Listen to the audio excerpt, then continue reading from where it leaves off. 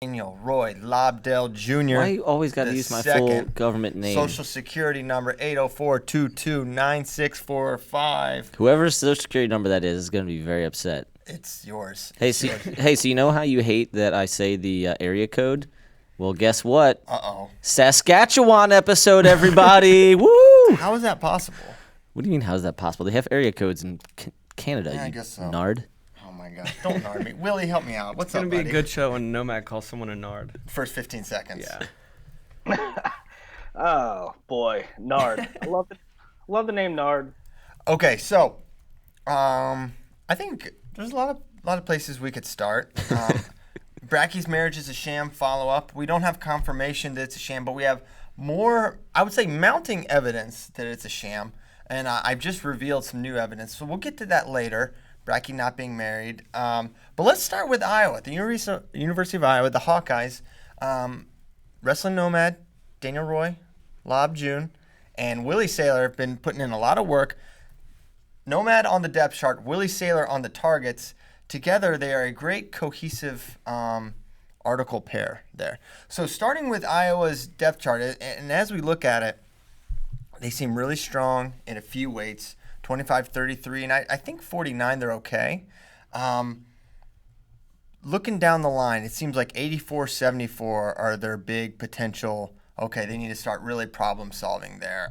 Is that how you guys view it? Well, Morningstar himself said that 57 was a target area. Now, you know, they have a couple years of Caleb Young, possibly. They have potentially Nelson Brands, if he can make 57. He just made 60 scratch. I'm confused about you said 57. Okay, got it. Sorry. Yeah. So Morningstar said, I said, Ryan, what are your weights of need? You know, coaches can't talk real specifically on individuals unless you ask them point blank. So, you know, I didn't ask about every individual in the country, but I said, what are your weights of need?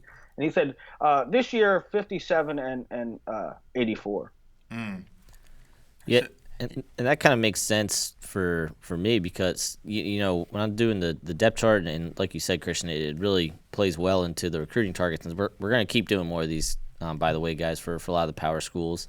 But, like, 157 is one of those weights where with Kemmer going up, you don't really know what you're going to get out of Caleb Young. You can assume a certain level of production, but if you're Iowa, and there's a couple weights where it's just some question marks of, okay, we know those guys are going to be solid. Can they evolve into All-American point-scoring types? Because that's what I mean, Iowa's pushing for national title right now the next 2-3 years here. Yeah, it's tough when you're Iowa. You've got Glosser, who a lot of people probably don't know about Jaron Glosser because he hasn't really cracked that starting lineup yet. Really, really tough guy. Really good wrestler. If he's appropriately sized at 57, which I'm not sure he will be or won't be, I think he could truly make some waves. I think he's good. I think he could be a fringe All-American contender maybe. And maybe the same's true for Caleb Young, although I'm not as sure. Just coming down those weights, how big is he? How effective is he? I'm still more skeptical on Caleb at this point at 57 at least.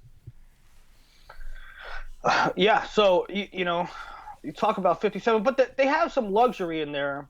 I think, you know, you say you're okay with 49. I think their long-term plan for 49 probably is Lugo and then maybe Murin. But Yeah. just how you maybe are a little skeptical of Young, I'm a little skeptical of Murin at 49. I mean, he did have a really good summer. I'm surprised. I'm surprised at that, Willie. I'm surprised. I really think Max showed a lot. I think he showed a lot this year in redshirt. He had some nice moments there, and then now after freestyle, he beat Sammy Sasso, who we all think is going to be really good. And I know it's freestyle, but Sammy Sasso's a credentialed freestyle wrestler in his own right, not just a folk style guy. Made the U.S. Open finals at 65, did Murin? Yeah. I guess what I'm saying is when you're talking about recruiting, I mean, if we're talking about Iowa in general or any lineup in general, you think, yeah, they'll probably be pretty good there. Murin will probably be a good starter for him. What I'm saying is, it can't hurt to look at maybe bringing in a guy at 49. No, for sure. I mean, really, at a lot of these weights, I think they have Glazier coming in at 84, but I think we all believe they're going to need some additional help there. And I'm curious how Kennedy kind of shapes their focus, right? Because he's Nomad has him slotted in as a 65, and maybe he is that, but who really knows there? So if he's not a 65, if he's a 74, then they're going to need some flexible recruiting there, but maybe they're saying, okay, well, Nelson will be a 65, not a 57. That's the thing is, so they have between like 57 and 84, you have Brands, who will be his first year this year, Glazer, who will be coming in next year, 2019 recruit, and then Patrick Kennedy is 2020 recruit, and then a couple guys like Miles Wilson there, who maybe he's 74 or 84, but they're no matter what, they're missing a weight there, right? They're missing a weight and potentially two, depending on how these guys shake out. Kennedy seems open to going down to 65. Apparently hasn't been making 170 hasn't been terribly hard for him in Minnesota the last couple years. Yeah, he's like 14 though. That's I my know. thing. I know that. That's my thing. He's like, no, so the human body it keeps getting bigger. I'm not saying you're saying that, but. Well, no, but to your point, Christian, I mean, I originally had him at 8 in the prospect rankings. Me and Willie had him at 84. I mean, that's what I assumed because as well. we're like, he in October of his sophomore year, he wrestled 170 at Super 32, which is Super 32 is one of the tournaments where kids will cut weight the hardest because you can do day before single weigh-in. Mm-hmm. So you're like, well, if he's going 70 there, that probably means that 60 isn't super fun. And he's a sophomore, so yeah. I mean, it stands to reason, right? You wrestle 170 in the toughest tournament in America before your sophomore season begins. Mm-hmm. It stands to reason you're going to grow and be an 84 by the time you're a senior. But he is small in stature. He's short. And it doesn't look like – he doesn't have a big frame. Right. I agree with that. So we're speculating a lot about the growth patterns of Patrick Kennedy, but I think it's something they're going to have to consider. I think they have a little flexibility with Nelson maybe having outgrown 57. I think we believe Nelson's going to be a solid contributor for them at some point, whatever the weight. What I want to get into kind of depending on how long we go on this, but the lightweight is a really interesting situation to me. So number one, obviously 25 you feel really confident about, right? You got Spencer Lee. Not sold. So I was going through Spencer Lee in the 20-year history of that weight since '99. Spencer Lee and Matt McDonough, the most team points produced at that weight, 27 at their NCAA titles. McDonough's junior year. McDonough had 27 as his junior. His junior, yeah. He kicked crap at everybody. It was phenomenal. I know. Remember, I think he got taken down twice by Ryan Mango in the first period, and he majored him in brutal fashion. So obviously you feel really good about Spencer, but the question is, does he take 27? Does he take an Olympic red shirt next year? And there's a whole bunch of guys that this could affect him, and we don't know the Olympic red shirt criteria yet. But that's just something I'm kind of batting around. So you have. They brought in Cashman, right? And Cashman himself kind of said he was going to be a 33. But if Spencer takes an Olympic red shirt, do you slot Cashman down a year? And then you have DeSanto and Renteria, both of whom still have a red shirt available. And then again, we were talking about Murin possibly moving up. So they're really they have a lot of options. They have a lot of red shirts to play with from 25 to 49. So they could have Murin bump up after 2 years, and then have DeSanto or Renteria bump up. And they still have, Cashman there as well. So you have 3 years left of eligibility for Lee, DeSanto, Renteria, and 4 for Murin. I mean, if Spencer took an Olympic year, you're only really talking about having to find a solution for 1 year for one weight. Because after that, Spencer was a true freshman, and we're already talking about life after Spencer in the Iowa lineup. But even if he takes an Olympic year, you're only looking for one guy for 1 year to fill in for Spencer. because after that, they have talent.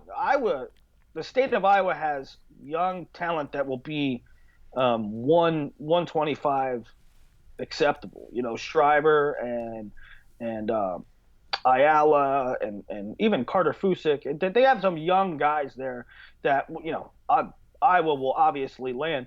Going after Robbie Howard is sort of a neat thing.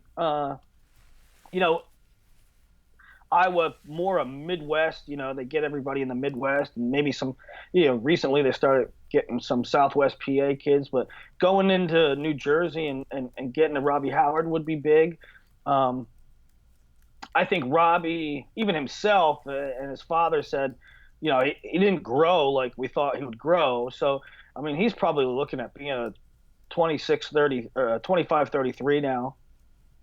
Yeah, Howard would be a good get for them. I think still part of me kind of thinks he might end up at Penn State eventually, as good as Robbie. Well, I wrote an article. They have a really mature approach to it. They're listening to everybody. They're taking their time with it. They're talking to a lot of people. People are talking. About people. They're Bonnie rating it. They're going the Bonnie Raitt recruiting. So I don't expect to hear a definitive commitment from him till late in the process. I agree with that, Willie. Got it. So that's Iowa. Really cool articles, good stuff by Nomad and Willie there. Check those out. They're on the site. It's Iowa Depth Charts, Iowa Recruits and Targets. Give us something to look forward to. What's the next team? We haven't even talked about this. Put you on the spot. A little Penn State, a little Oklahoma State, Ohio State. What do you think? It's something me and Gnomes are going to take a regular thing. Gnomes is going to do the depth chart. I'm going to follow behind it with targets. And so Nomad's actually leading the charge on that. So if Nomad wants to do a school, I just follow behind him and do the target. So what are we doing next, Nomad? Our general Nomad. I wouldn't mind doing Oklahoma State next. I think Oklahoma State or Michigan would be two really interesting ones. Penn State is I feel like Penn State's always a heavier lift because they're so many moving parts. And when you factor in that they're doing the gray shirt thing like crazy, it even makes it a little more like, where do you put that slot? And when are other teams going to start doing this a little more often? I mean, we see it in the Ivies, right? Because you kind of have to. You kind of have to. But beyond that, when are the other power programs, when's an Ohio State, an Iowa, maybe even an Oklahoma State, going to start getting these guys and be like, okay, take a year? But is it harder to do than maybe I'm letting on, just because you have to basically say, kid, just chill out for a year? Well, yeah. I mean, a lot has to go into it. The kid has to be good enough, right? The kid has to be – your lineup has to be such that you need that to happen. And the team, the parents need to be able to fund – like, Aaron Brooks' father needs to be able to support Aaron for a year at the OTC. Well, yeah. How does the EAP work in terms of, is that something that those are funded, or are they footing the bill? How does that system work? We should talk to KJ. We should, because clearly they're pushing it, and so I don't think it's anything that they would be terribly upset with discussing. So I definitely think it would be good to have KJ on to talk about that, because it's not just gray shirts, right? The tags are going to be there. Senior year, which we saw with Kyle, and then Kirkfleet, obviously. So it's definitely something that I think kids should look into. I don't think it's right for everybody, but it's something that they should look into. It's something that USA Wrestling feels very strongly about. So I would definitely love to get us on the horn with KJ and talk about it. Get on the horn. Hopefully he's not at the beach if we do that. I'm still upset about that. But it is a good question, Christian. Why don't we see more gray shirts? Yeah, it's more getting the kids to buy into that. You're not on campus. You have no interaction with the team. I don't. What is Michael Beard doing this year? Where will he be? Yeah. Well, so he goes. the national prep system, you got to wonder if he's doing a PG year somewhere, where he doesn't compete, just takes classes and trains. That's, I mean, for years that was a thing with national preps, in particular Blair. Sem usually has a fifth-year kid every now and then, so I wouldn't be surprised if he went PG year. Bobby Weaver did that at Blair. Yeah. Pat Santoro did that at Blair. It used to be more of a regular thing. So we'll see. I mean, Penn State, we've seen they're ahead of the curve on a lot of things. I think the gray shirt thing, how they're managing their money. Everyone asks how they manage their money so well. I think they're getting a little more creative in some instances as well. You got to give a little credit there. John Brooks just commented on Facebook Live. He said the elite athlete program is awesome. It's awesome. All right. I don't know how much it costs, but we know it's awesome. That's cool. I'm glad he's listening. By the way, I think that's perfect. Shout out to John Brooks. I think it's perfect for Aaron. I mean, I've long said that I've loved Aaron as a prospect and think that he makes excellent mid-match adjustments. So he's one that I definitely think it's really good for him to be able to do that. Again, not for every kid, but Aaron, I think definitely that was a smart move by both Penn State and the Brooks family. Yeah, I mean, that's what I'm kind of getting at when I said the kid has to be good enough. Like, Aaron Brooks is good enough. He made world teams. Yeah. But not everybody's Aaron Brooks. Right. No. I still can't get over he's that good. He's from Hagerstown, Maryland. John Brooks says it's free. It's free. Shots fired tremendous. At Hagerstown. Shots fired at Hagerstown. Look at Spade's heat maps of Hagerstown, the Hagerstown area. There's a lot of heat, dude. There's a lot of heat, but there's not a lot of quality wrestlers. Although you are like 5 minutes from PA, but where he is in PA is actually not that good either. You gotta get on up to Harrisburg, but yeah, but you know what? It's funny that way. Like, it's funny how where some of these elite kids come from. Like, you talk about heat maps and you talk about who has the most AAs. Okay, Pennsylvania always has the most AAs. Ohio has the most AAs. California has the most ranked kids sometimes. Like, there's pockets. There's hot pockets, basically. But if you look at somewhere where the elite guys go, like, some of these elite guys come out of nowhere. Those are more lean pockets. Yes. Yeah, those are more lean pockets. Like, I mean, Whitlake was from Coos Bay, Oregon. There's nobody there. Aaron Brooks from Hagerstown, Maryland. Kyle Snyder. Bo Nickel. Woodbine, Maryland, right?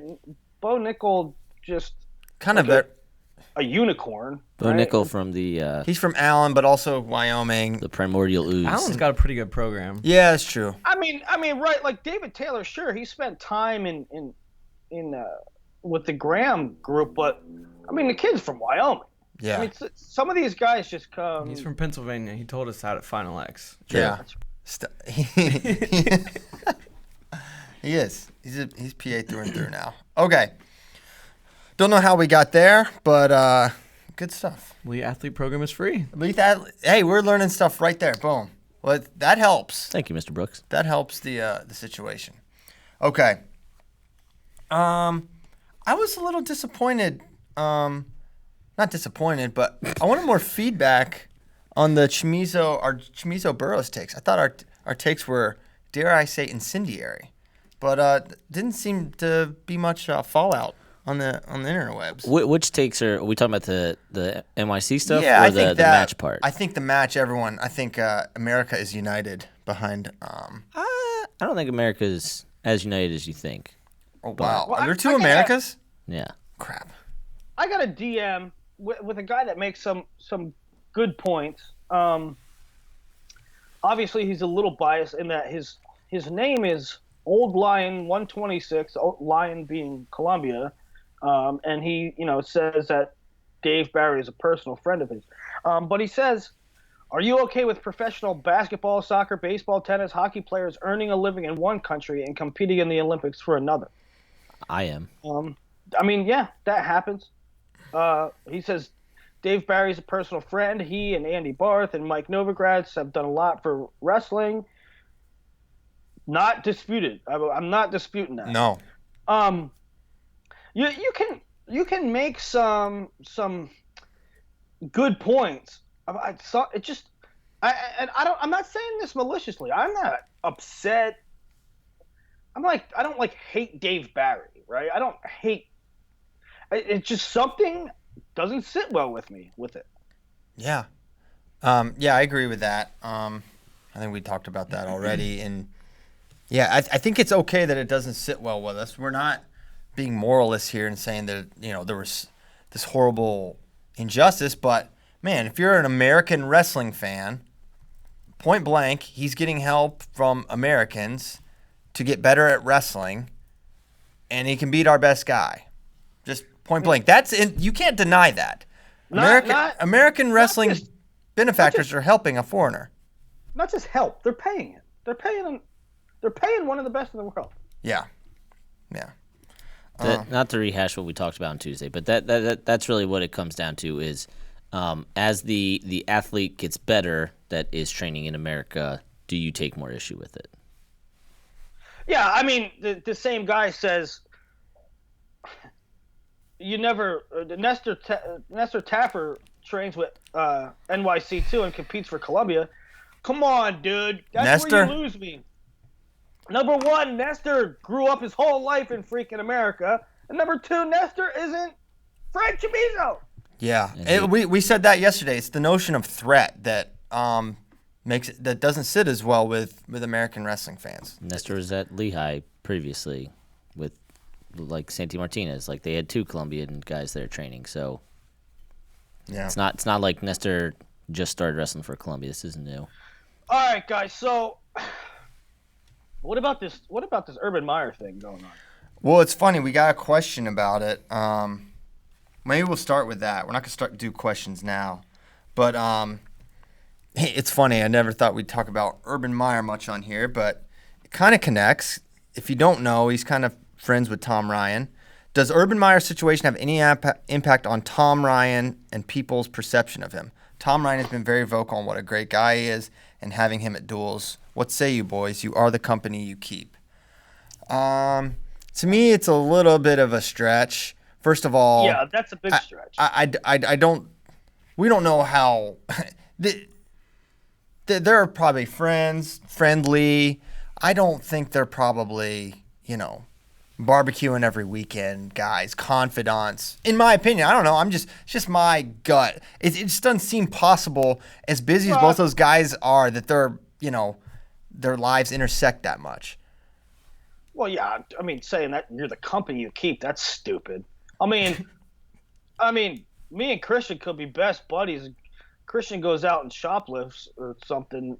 It's not like, well, Willie's definitely a shoplifter too. Yeah.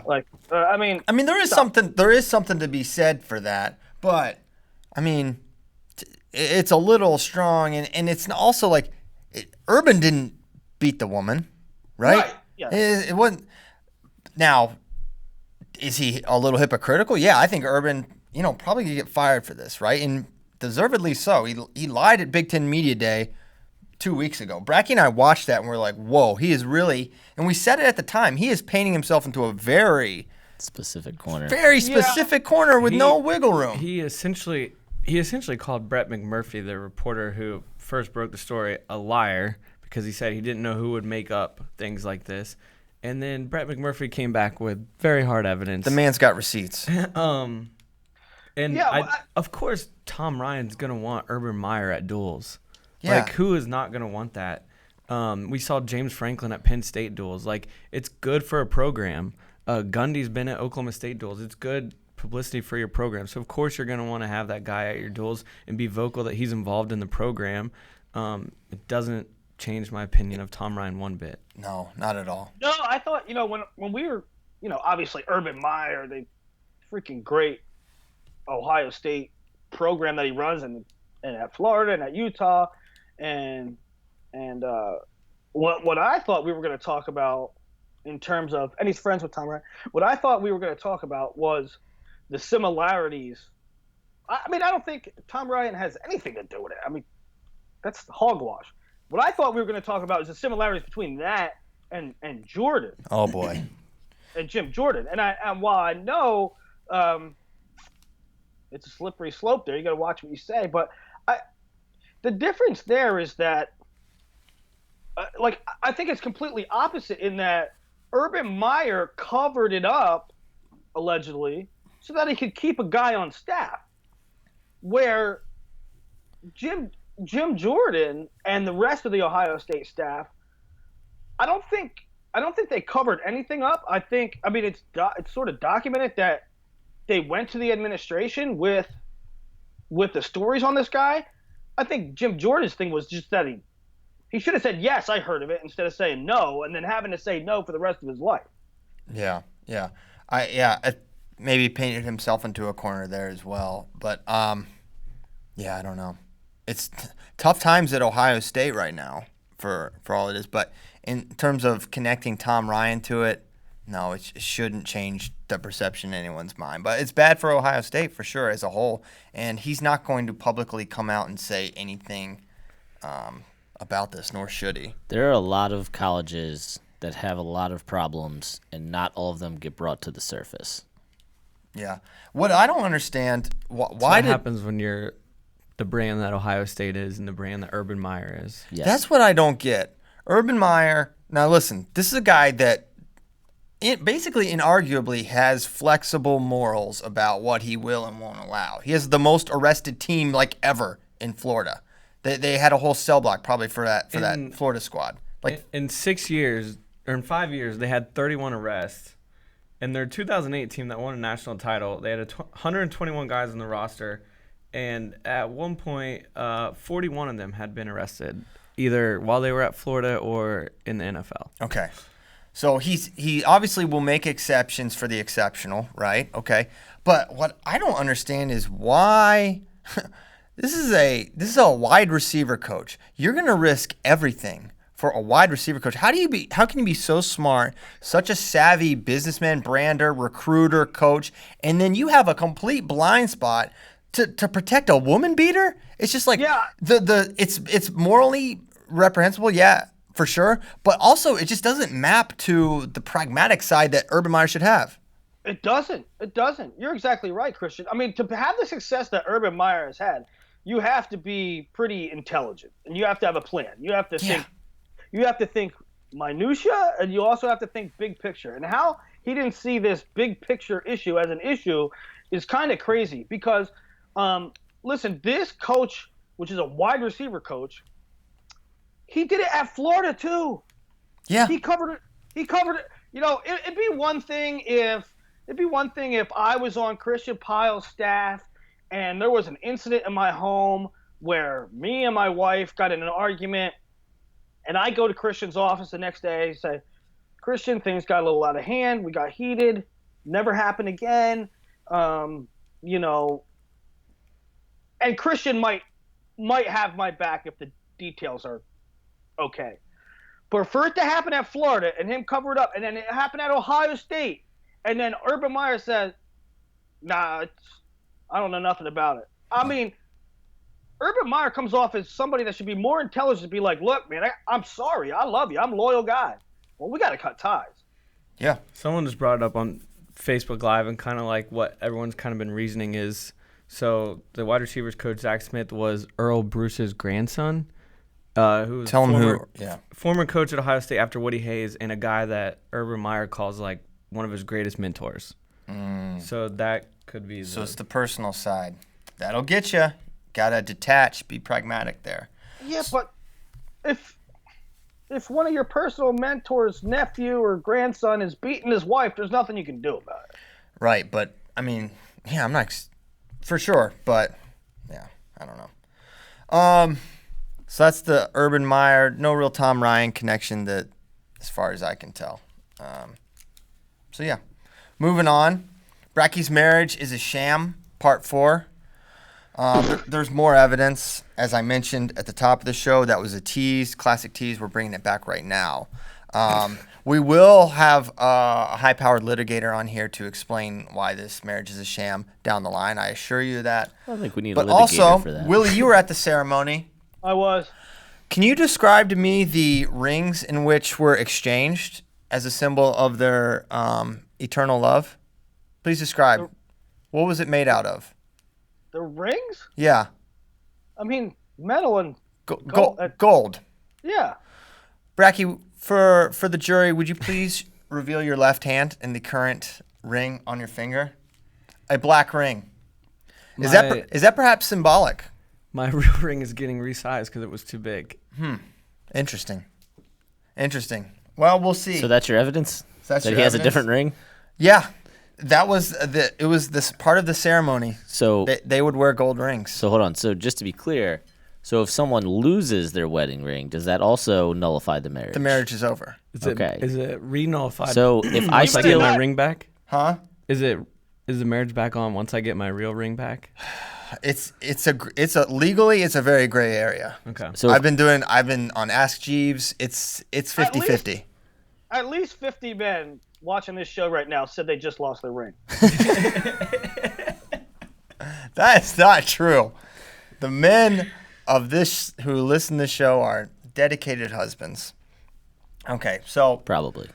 part 2 is marriage is a sham. I think that's airtight. So if I steal your ring, does that mean you are no longer married? If you steal it, You've painted yourself into a bit of a corner here. No, I think it's clear. The marriage is a sham at that point. If I steal your ring. This is part of your duty. You have to keep this thing. What if I just punch you and take your ring? Yeah. Is your wife now my wife? No. Yes. Definitely not. Yes, that's how it works. Definitely not that. Definitely not that.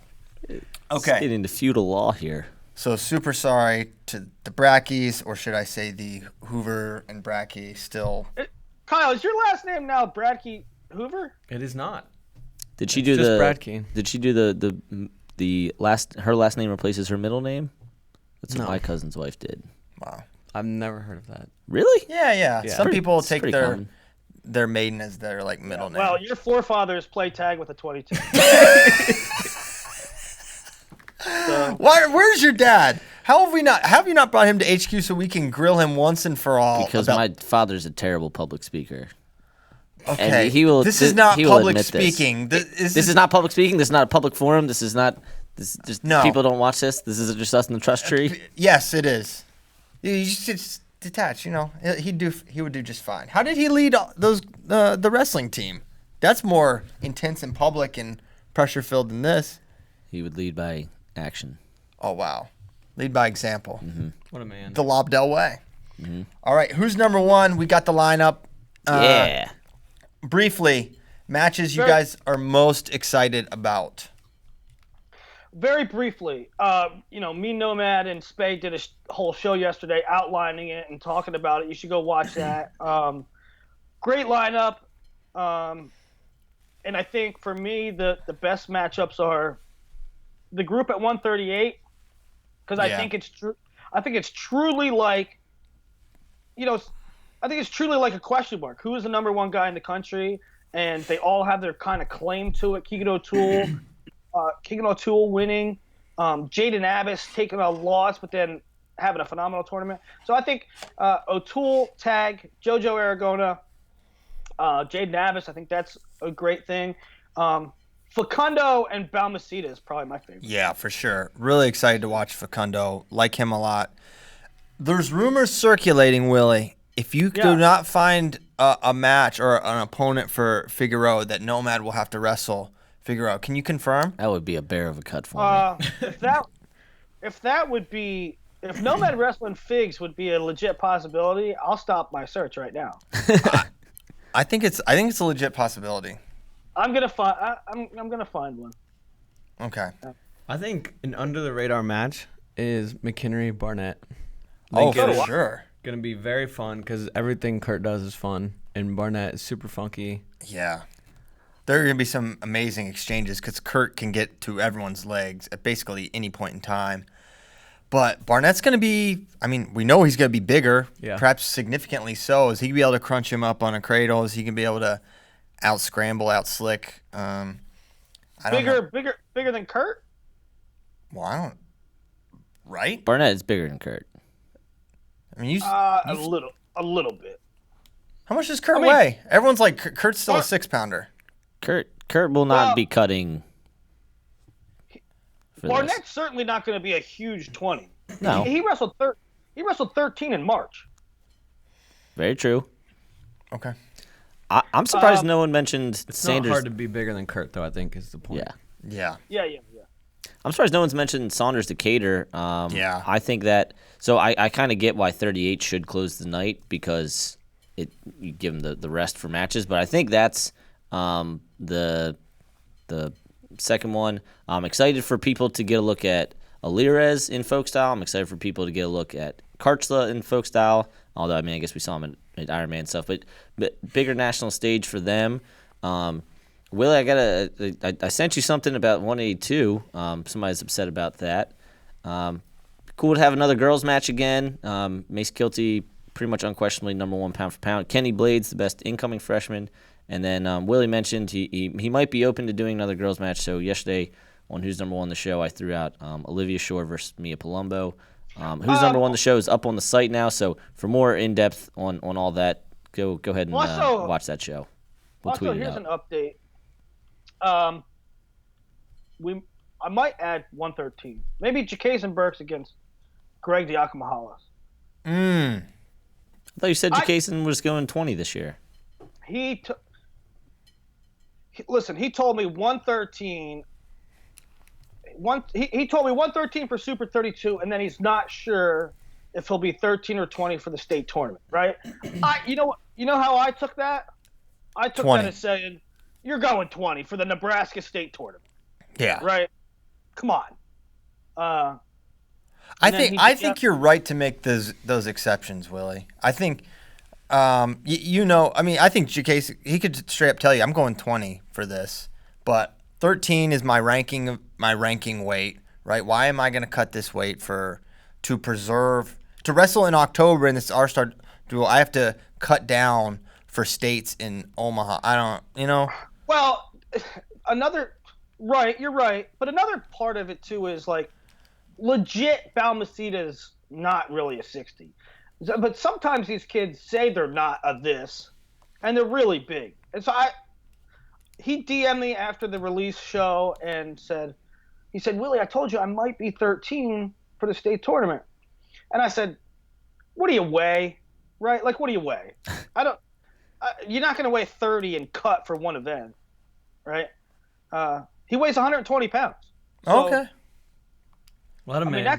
That's good. What's the exchange rate though for a high school kid's weight they tell you to the actual weight? This will be the most important premium content ever created if we can somehow quantify that exchange rate, because You should add 5 to 7 pounds. 5 over is definitely like 10 over. Okay, well, he told me he was that size, and then his coach. Dane? You his talking coach? You talking Dane, Willie? Nope. talking- Dane was talking to me We too, talking Dane but here?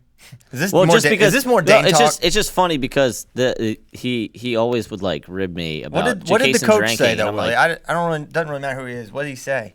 the coach confirmed that he weighed out of practice at about that Classic way out. 119. So he's not big, right? Anyway, long story short, I wanted Jakason here. I love him. I think he's amazing talent. And Greg D pinned Schreiber at Akron, so that would be the matchup. Let's go. Let's do it. I'm down. That'll be fire because you got an attack guy, scramble guy. Let's do it. And maybe Yanni will show up. That'd be cool. Next time you got Yanni around. Yanni will show up. Yanni shows up everywhere. Yeah, Yanni he's everywhere. Yanni Final was X. coaching in Fargo. Yanni was coaching Team New York in Fargo with absolutely nothing really to do with it. Yeah. Right? Like, Greg wasn't there. Yeah. Okay. Someone put in here, whose schedule are you most looking forward to? Someone put Penn State. Whoever wrote Penn that, State. please elaborate. I Or you're looking forward to learning? Yes. Oh, yeah. Yeah. Yeah, I'm curious as well who they've got. They're starting to come out a little bit. South Dakota's dropped. They've got Oklahoma State coming there. Apparently. Minnesota's is out, or on their site at least. Nice. So we need to start getting those schedules up for the people. Everyone loves catching those, seeing when the big duels are going to happen. Hey, speaking of Fargo, I just brought up Yanni at Fargo. one other thing. I'm walking around Fargo, and I see Kerry Cola. He's like looking at his phone, and I tap him. I go, "Hey, Kerry," and he goes, "Hey," and puts his head down, and he goes, "Oh wait, Willie, I had an idea for you," and it's the most amazing idea ever. He said, "Christian, get this." He said, "You know those text alerts that you send out from Flow Arena?" I was like, "Yeah." He's like, "You know what would be cool for you guys to do? You should publicize what coaches are following what recruits." That's the best idea ever. Right? That's awesome, right? And I'm gotta like, get Craig wow. on it. I'm like, wow, Kerry, that would be amazing. I'm like, we'd have to get like their permission, right? They could get mad. And he's like, yeah, I know. I don't know if I like that idea. I'm like, well, what do you mean? You just told me. He's like, yeah, for you guys it would be awesome, but if I'm going to recruit this 133 pounder and then that list is public, then I'm going to have this kid saying, "Hey, well, I saw you were following this other 33 pounder," right? And but how cool would that be? That's a great idea. I mean, everybody goes to Twitter and is like, "Oh, who is following Campbell? Who is Kerry Colott following?" Connect the dots there. So this would be an organic Next kind level, of connecting the dots. parallel to that. I love it. Have I told you guys how my dad thinks Kerry Collat's like the greatest ever? Like he's like so inspired by me. Like my dad doesn't know anything about wrestling really, other than he loved Dan Gable, but he doesn't know anything about wrestling. And so we watched the Collat documentaries at my house, and he's just like, "That guy is so awesome. I mean, I can't believe they did that to him." Like he's just like experiencing these wounds. He's like, "Would you get me his autograph?" So at NCAAs, I had to like for the first time ever ask for an autograph, but it was pretty cool. Collat, I mean, he's the best. I think that is a good idea though. It's a follow up to an idea that we talk about a lot on Twitter. Who's following who? You can see. Like, I remember when Gable had a really good turnout at Akron when he beat Jordan Wood. And that was like, oh, my gosh, he beat Jordan Wood. Kale followed him right away. You can just, like, go to the height when they have those, okay, all right, Sammy Henson, Zeke Jones, Cale Sanderson, Tom. It's really cool to see. And it's also cool to see who the kids end up following, too. Bracky has done. He's very good at this. Yes. He's done it a lot. He is very good. Yeah, so I think it's pretty sweet. So yeah, we could maybe something we can do, or like when Karchla follows Dayton Fix, or vice versa, which I think I just saw. Yeah, that happened. So you just can connect some dots. You can learn some things. Like one time, I think it was a Virginia Tech recruit that just started following every person on their staff, and the wrestlers were like, and Bracky's like, I think this kid's about to commit to Virginia Tech. I'll tell you the one that I use this program called TweetDeck. Oh, it's great. That TweetDeck broke this one. Is when Chase Singletary was getting ready to commit to Ohio State. He just started following all these Ohio State things, and then we reached out to him. Boom, we got it. We got it. We got the tip. So big shout out to TweetDeck and also Coach Collat. Okay. 133 Tears for Fears? Yeah. Let's go. Okay. Tier 1 assumes that Dayton Fix is going 133. This is Nomad's. These are Nomad's tiers. He pretty much nailed 125. And I haven't looked at this, so this will get my organic reaction, Wrestling Nomad. Cool. Seth Gross, Stefan Micic, Nick Suriano, Dayton Fix, Tier 1. Again, if Suriano and Fix go 133. Right. And it sounds like now that, maybe we will see Nick down for a little redemption against Spencer Lee. Did I tell you about the DM I got? Because they knew we were going to do 133 tiers, and I got a DM that said, "Willie, I absolutely love what you do for wrestling. You guys are so informative. I follow everything you do. You guys are great, and you know so much stuff. This is great. But I gotta tell you, if you put Luke Pletcher in tier 2, you're an idiot and don't know what you're talking about." Yeah, that was weird. I don't even know if there was a but. It wasn't even like a qualifier. It's like, you guys are great. You guys are awesome. I love what you guys do. If you put Luke Pletcher in tier 2, you're an idiot. Well, guess what, guy? Nomad's got him at tier 2. Where should he be? What do they say? Tier 1? Tier 3? I'm assuming he meant tier 1. He should have been on tier 1. Well, he's high. He should. I don't think he should be tier 1. Not with that many good guys. Well, And again, guys, like Tariq Wilson's in tier 2. He got messed up by Tariq. just like rankings, guys, these tiers don't mean anything. Like if Luke Pletcher beat They actually all these do. guys, yeah, no crap. Like not surprising. He already beat Mičić.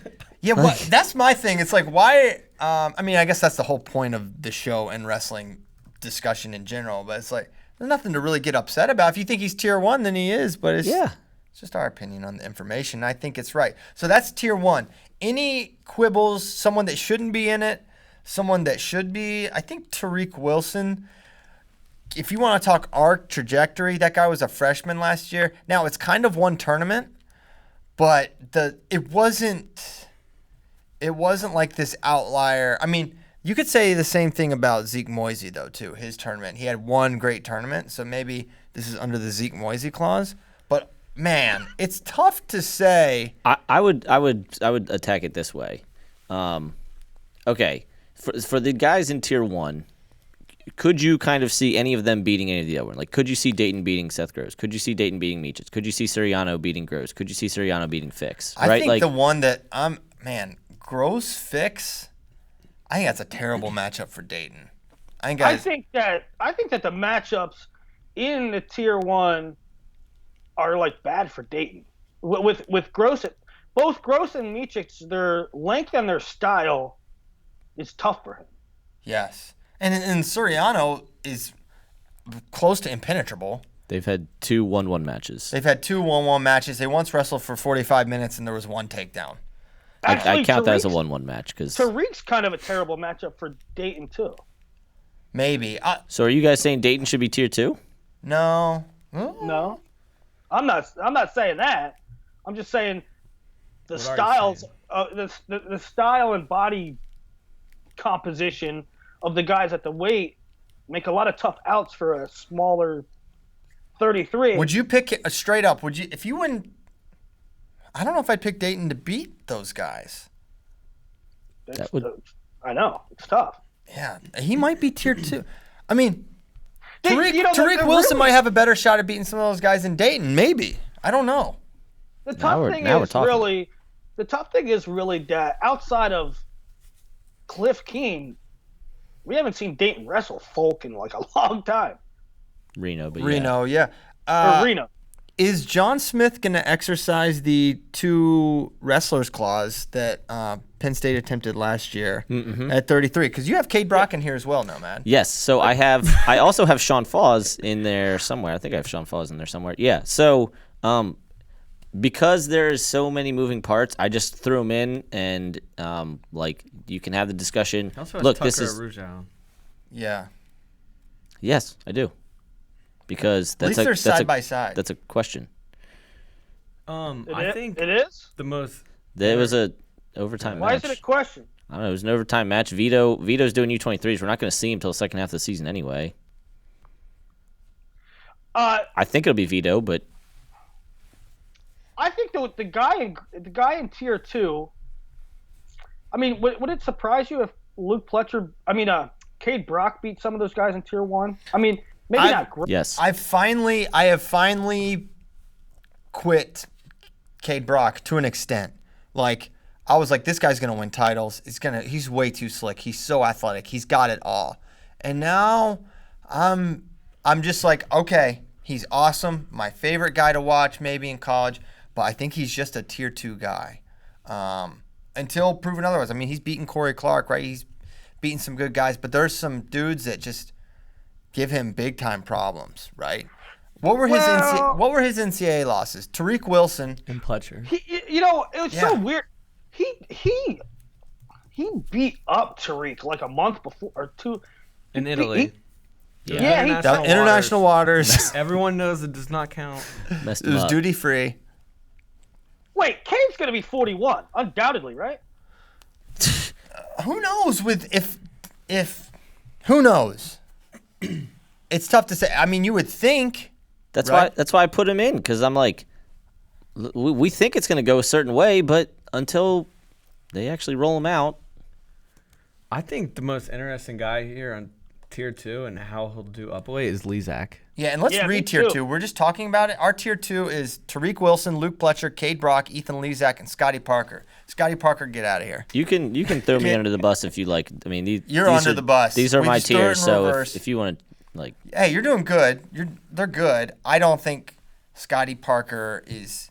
Because to me, Tier 2 should be like threatening Tier 1. That's the one guy that I'm like, no way is he going to jump into that. I went back and forth a lot. Being a 2-time All-American, I know they were low placements. I think that justified it, but I went back and forth, so I'm not terribly opposed to it. You sound furious about that. Well, this. I think there's a lot of guys in Tier 3 that could threaten. That threaten Tier 1? Definitely threaten anybody in Tier 2. There is a ton of talent in Tier 3. Yeah. Gomez, Raju, RBY, Mueller. Dude, I throw Bridges and DeSanto in there. Bridges is awesome. Yes. He had an amazing match with someone awesome last year. I forget who it was. Beat Cade, and then He beat Cade, and then I think lost in the blood round to Cade. Yes. He had a win over Cade. What is Austin DeSanto's best win? Stefan Micic. Micic, where he almost teched him in the first period. He beat Bridges. He beat Mueller. Yeah, Bridges, Mueller, Micic.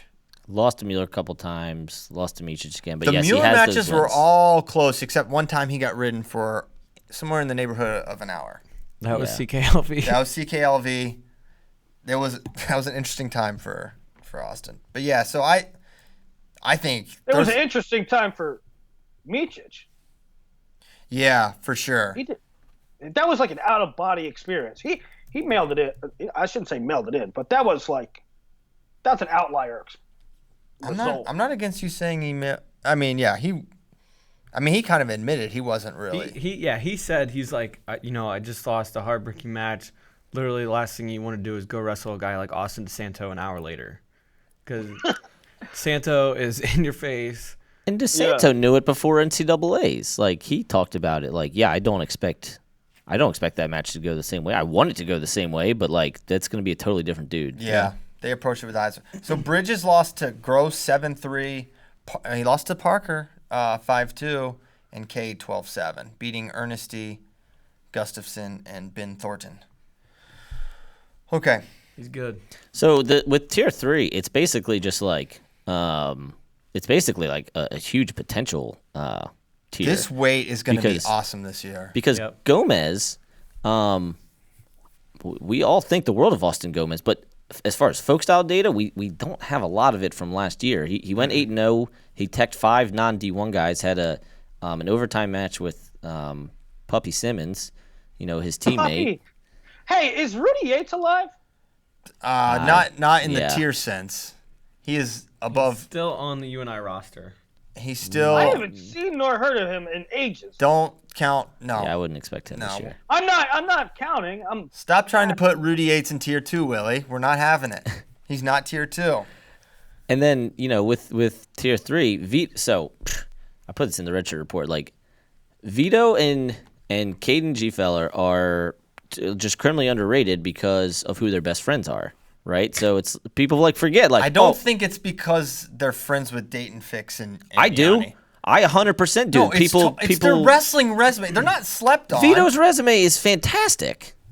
His folk style resume? Yes, he's beaten Dayton. He has very good folk style wins. Nick Sirianno. Wait. Nick Sirianno, yeah. Back this up. What is Nomad's latest Caden's assertion? thing is that he never won a tournament. Right.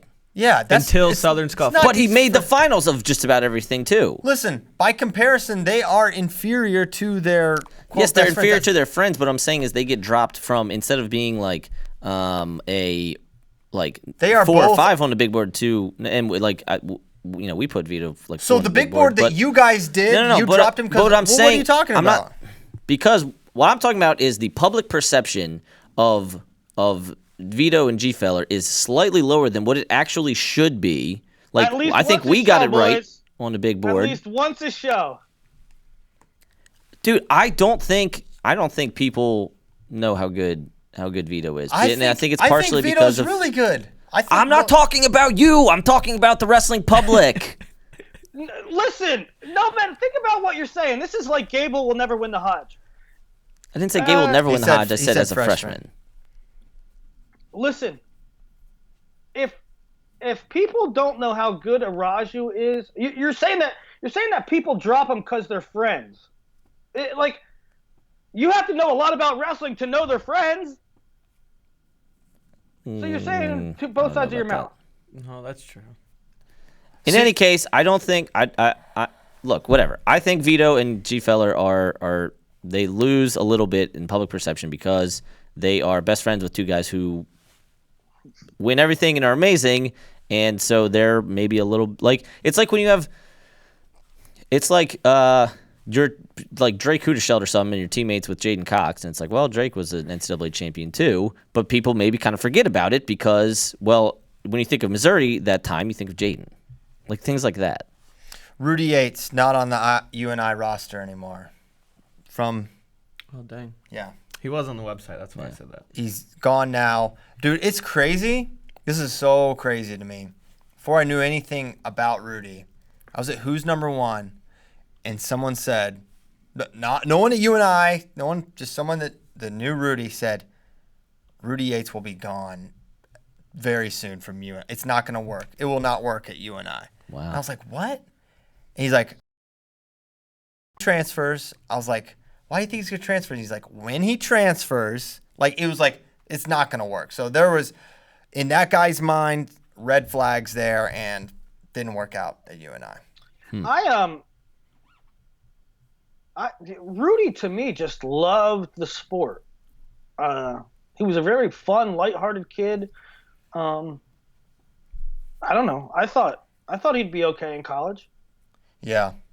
If you had talked to that guy, he would have cooled you on his big board prospects. But hopefully it works out. He finds a better fit and gets it together. So tier 3 is nasty. Mm-hmm. Austin Gomez, and you put Austin at the top of this. That's crazy to me. Austin DeSanto, you look at his wins, and you have him behind Gomez, Arujau, RBY, Bridges, Mueller, DeSanto, Foz. Well, so in freestyle season, Gomez beat Araju beat RBY. That's where that comes from. What about DeSanto beating Bridges and Mueller? I think Montori is a little more consistent and placed at NCAA's. He did not place at NCAA's. And it is not true that he's They more both lost in the same round. He's definitely not more consistent. Hold on. We talking Montori? Yeah. Montori placed. Did he? Yeah, I think he was like 7th or 8th. Oh, I thought he lost in the blood round to Cade. No. I think he lost in the first round in the next wrestleback. Yeah, next wrestleback after round 12. You can look it up. I will. I think he beat Ernestine in round of 12. Could be wrong there. But regardless, DeSanto is more consistent, has better wins than Bridges. Well, yes, he beat Bridges, or he beat Ernestine in the blood round. Right. Then Ernestine, the what seed? What was Ernestine 5 seeded? seed. That we got a question about Missouri and like where they're seated and stuff like that. Maybe we should get to that after we put a bow on these tiers. I have an opinion on that. Yeah, let's get to it. Tier 3 is really good. I would definitely change the order tremendously, and maybe even fight to put DeSanto in tier 2. I would counter with some of his losses. What? What? Del Vecchio? What are some of his losses? Well, Who was an All-American? Del Vecchio. You can bring up Chaz Tucker. Tucker. Yep. That's one. That's like the only one. I think he was amazing, basically up till EIWAs. Well, here's my thing with putting him in tier 3. Mueller, Tucker, Del Vecchio. These are guys who you wouldn't put in tier 2 right now. And if tier 3 is supposed to be guys who we generally wouldn't pick against tier 2, that's why he's in tier 3. Then why? I would not pick Austin DeSanto against any of these guys in tier 2. Okay, and then what if we looked at Tariq Wilson's year and the guys he lost? I just by did that it. logic? I mean, it's Dom Forey's multiple times, Gustafson. So it's completely inconsistent. logical application there. Okay, okay, here, sure, yeah, absolutely. But here's how I look at Tariq Wilson. I look at him like Cody Brewer. Like, that dude is just going to keep on doing well. And 2 losses to Jamel Morris. Yeah, he barely started. Fine. I mean, you could drop him, but I think Tariq is going to have it. I think Tariq is going to be this generation's Cody Brewer. Well, I think we're just going to keep down and he's just going to keep placing. I think what Nomad is seeing is the ascension at the end of the year. Yeah. Tariq's arc is going up. Yes. Not that Austin's going down, but it's not so much even. Austin's did go down, though. He was winning, what, 5-2 in the third period of the blood round. But Austin's did go down because he lost to guys who earlier in the year you would have been like, there's no way he's going to lose to Delvecchio or Tucker. Yeah. Still, regardless of that, you throw that out, he's behind Austin Gomez. Yeah. That's Looney Tunes. Well, not 8 wins over 5 and 5 of them over non-D1 guys. That's fine. And how? Yeah, I know. That's why I didn't even remotely think about putting him in tier 2. But Gomez, the perception of Gomez coming out of high school and the perception of DeSanto coming out of high school was Gomez was much higher. And then just because he doesn't wrestle for a year, just because he doesn't wrestle, what do you mean? What do you mean? What does that have to not? What do you mean? That's okay. What do you mean? What does that have to do with anything? Just because a guy doesn't wrestle for a year doesn't mean that his perception is any less. And then he goes and to the one tournament he does go to, the U.S. Open World Team Trials, then he beats crap out of everybody there. You don't think that the perception of where guys were in high school? So you're telling me if Spencer Lee didn't wrestle last year, this is not Spencer Lee. This is fine. Austin Gomez. Okay, fine. Take a number 10 kid on the big board versus number 30 kid on the big board. If the number 10 kid on the big board didn't wrestle last year, number 30 kid had a good year, does that drastically change your opinion of the number 10 kid? Yeah. Austin DeSanto jumped levels like none of us expected that last year. So is Gomez not allowed to jump levels? I think we've exhausted this. Yes, he's allowed to jump levels. It's where you. This is a total guess, right? It's based on. Of course, it's a guess, but it's based on. Well, shouldn't this be based on results? College wrestling results. Okay, fine. Then he should be in tier 7 because all he wrestles non-D1 guys, and had an overtime match with Pup Simmons. Then he should be way down, and then Vito should also be way down because he lost to Cam Kelly. Yeah, I'd be fine with both those guys being lower. I think when you look. But this isn't ranking. This is our perception of how they're going to do at the end of the year. Yeah, I'll take. Which is, I think Vito and Gomez are going to be pushing to be All-Americans. They're going to be in the blood round in the quarterfinals. I can see that. What'd you say? Go to questions. Okay, first question. This is a funny one. Brad Cravens. If you could live with 5 wrestlers in one house for your college career, who would it be? There is no time frame for this. Could be Brand, Snyder, Gable, Sanderson, Nickel, Valencia, etc. So you got to be smart about this, okay? It's not about assembling the best wrestlers, right? It's like someone you want to live with and share space with that you think. So my first pick is maybe surprising, maybe not, but it's a pick for my belly. And it's Brent Metcalf, because we're going to have a deep freezer stocked full of delicious elk and venison. Okay, we're gonna have deer jerky, we're gonna have deer steaks, we're gonna have it all. Okay, just because we have the Metcalf factor. He's probably, I'll say it, he's the most prolific hunter that I can think of, and I want his fresh game. So that would be my pick, my first pick. I would like to live with Mark Hollis so I can play Fortnite a lot and get better at it. He's good. He's good. Well, he's better than me. You guys are really good kids. You know how. My first 3 right off the bat would be Dylan Palacio, Johnny DeJulius, Royce Alger. Oh my! I would definitely have JDJ. JDJ is Dylan. I feel like he could take me down the wrong path, even though I think he's a good guy. It's like, I don't want to see. But with Johnny, just a really fun, risk-taking guy. I don't know who my other hang two on would the edge be, of though. buildings with him. I feel like Kyle Snyder would be a good choice because he eats a lot, and I think he would probably have some good food. A lot of Chipotle runs. That would be nice. CP loves Chipotle. I love Chipotle a lot. I don't know who likes Popeyes a lot, but I would like to room with that person as well. We go eat Popeyes. It's basically all food related Nomad. choices.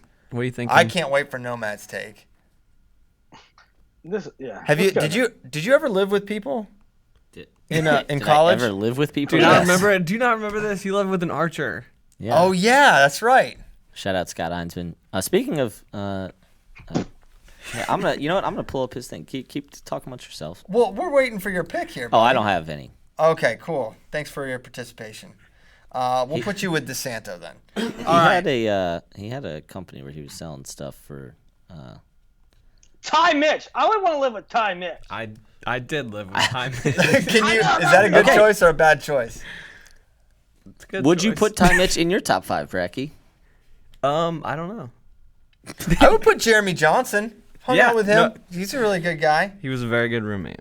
I feel like Adam Kuhn would be good. He would keep things clean, right? I feel like he's probably a neat, orderly guy. You need a guy like that in there that's gonna say, guys, clean up your dishes. And when Adam Kuhn tells you to clean up your dishes and take care of your mess, no, I don't care who it is. They're falling in line. I'd want you to be roommates with Adam Kuhn too, if you were bottom bunk. I'm not rolling the dice there. I got too much to live for. Do you think they got to college and like Kuhn, whoever's roommate, where there was bunk beds, and it's like that's not gonna work? I got mine. I got my 5, dog. Oh, You already said like 7. Yeah. Nuh-uh. I said 4. I got You've my got last. all of Iowa Central. Who else? This is our house. Ready? Me, Palacio, JDJ, Ty Mitch, Pat Downey. Oh my god. So you threw out Alger? No Alger's out. No, Alger's the house mom. Alger's actually your 5th, right? That is. Oh yeah, Alger's the 5th. Wow. That's a serious house. Ty and Johnny are like best friends. Yeah, y'all are gonna end up. Yeah, that's true. People forget that. Okay, will Missouri join a different conference anytime soon? No one takes the program as a serious threat when they come into NCAAs with high ranks and then falter.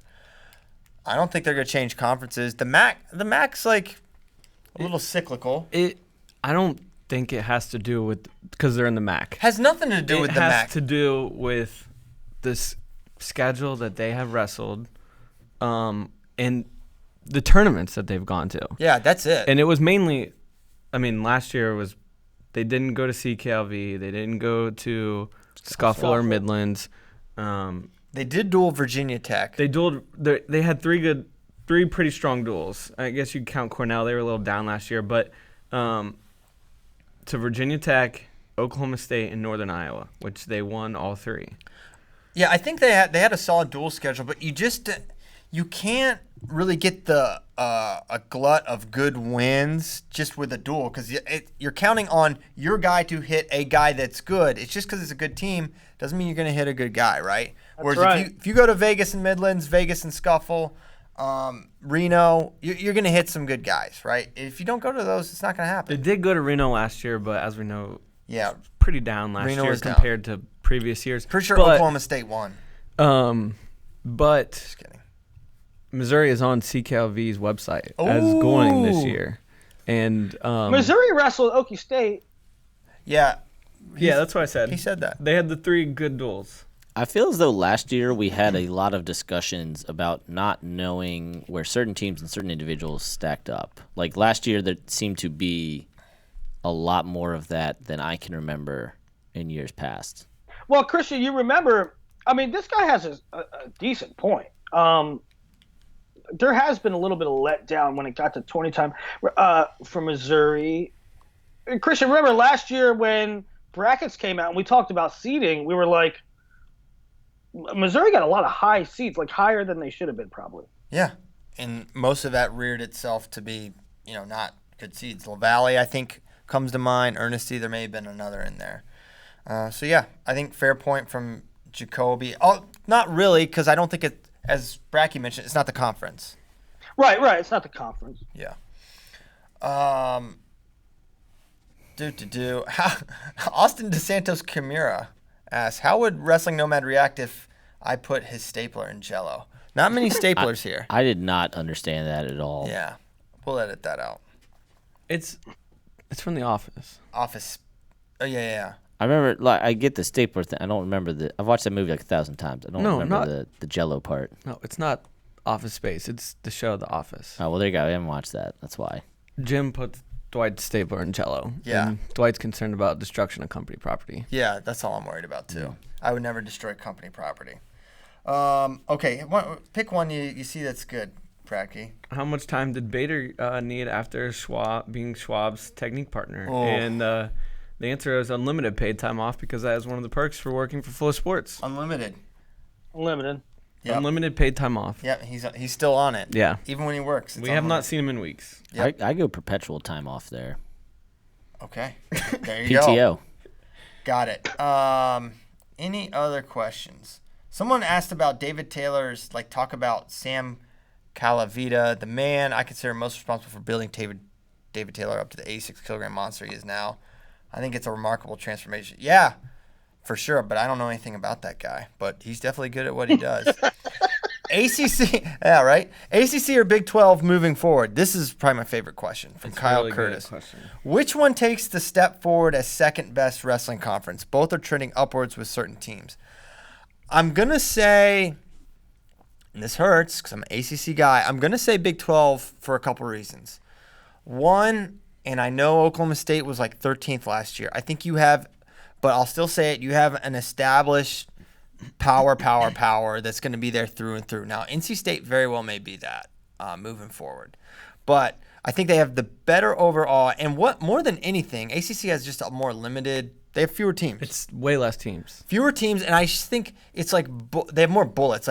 UNI, I think, is going to get really good. I think South Dakota State's in great hands. Fresno could be really good. Wyoming is good every year. It's going to take West Virginia a few Fresno years, State but they'll could be be really there. I mean, you just think about the potential of West Virginia. Think about the potential of Oklahoma. I could just see if Big 12 is a situation, if all they need to do to be better is get their act together.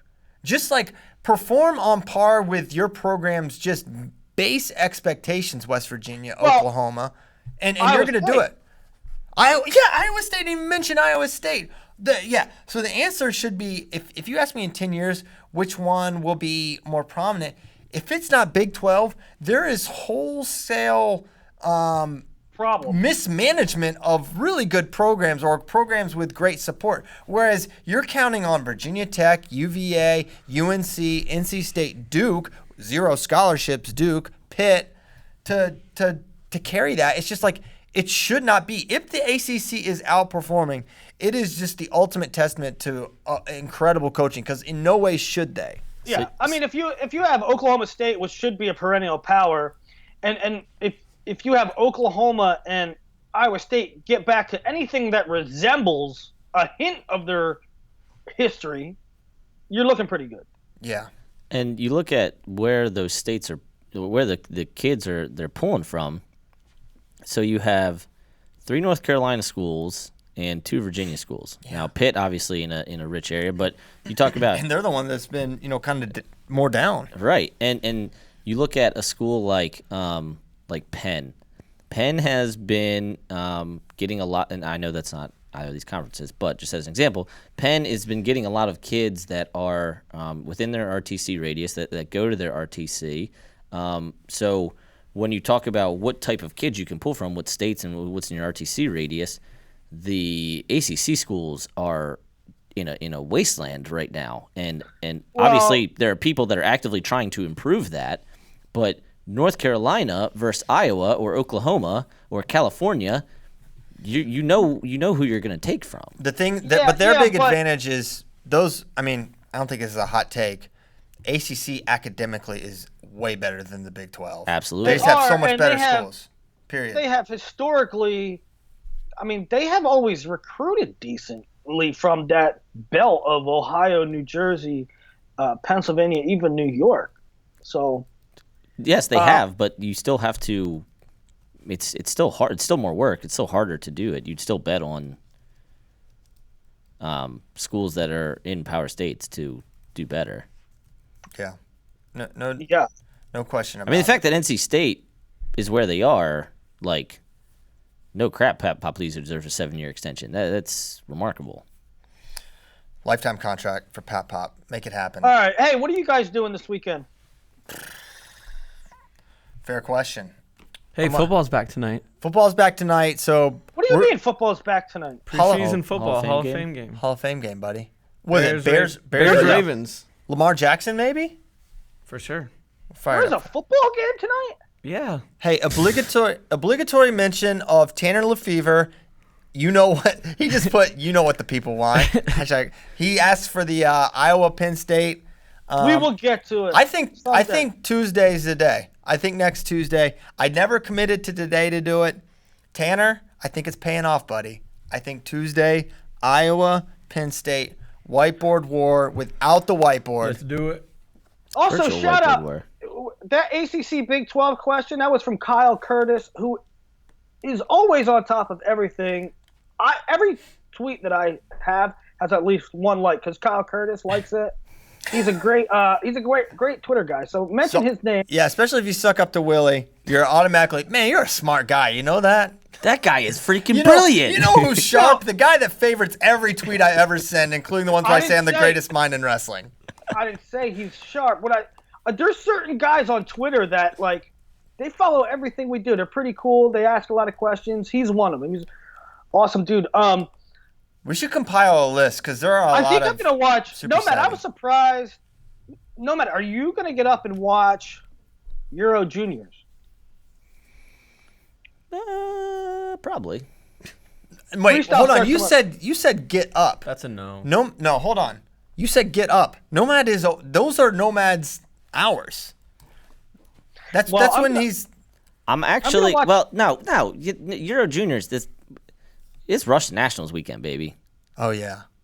That's where all the focus yeah. is going. Basically, after today, after whatever I'm done writing today, I'm hunkering down and going through what Seth's writing and figuring out how the brackets are going to fall for Russian Nationals because that's going to be juicy. Yeah, new international Sizzling. rankings came out from Seth Pitar. Check them out. I'm gonna watch a little bit of the Euro Juniors. I'm gonna watch it Russian Nationals as well. There was a kid that won Greco yesterday from Russia.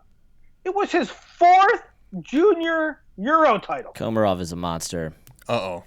Been just waiting for him to get old enough. He's 24 now, so he's ready to make the interest in the senior level. Okay, cool. Tyler, our man in the command center / control room, as Nomad calls it, feel free to play our outro music as we will go outro now.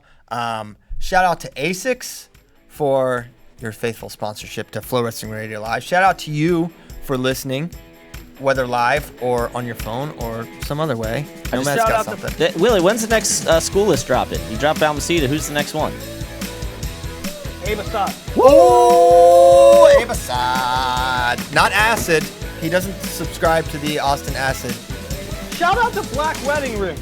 Shout out to Black Wedding Rings that are nullifying weddings around the world. Shout out to Olivia, Kyle's almost wife. Thank you guys. Thanks Nomad. Thanks Bracky. We out.